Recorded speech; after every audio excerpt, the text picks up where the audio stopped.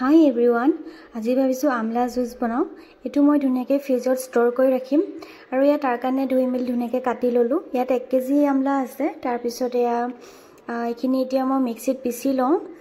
আৰু মানে ধুই পিনে মই শুকুৱাই ৰাখিছিলো। তাৰ পিছত এতিয়া ইয়াতে ৰাখিম আইস ট্ৰে এখনত আৰু মোৰ মানে বেছি হল নধই লাগে আৰু মই মানে অৰ্ডাৰ দিছো এতিয়ালকে আহি পাহি নাই তো মই গিলাসতে ৰাখি দিম আৰু বাকিখিনি আৰু এইখিনি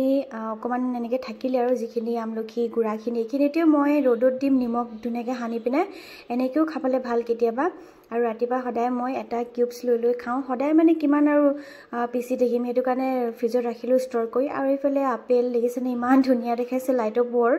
আৰু এতিয়া জুস বনাম তিয়হ আমলখি আৰু গাজৰ আপেল আৰু ডালিম তেনেকে আৰু কমলাটো যে ধুই পিনে মানে থৈ দিছো ফ্ৰিজত মানে সৰি ফ্ৰিজৰ পৰা উলিয়াই থৈ দিছো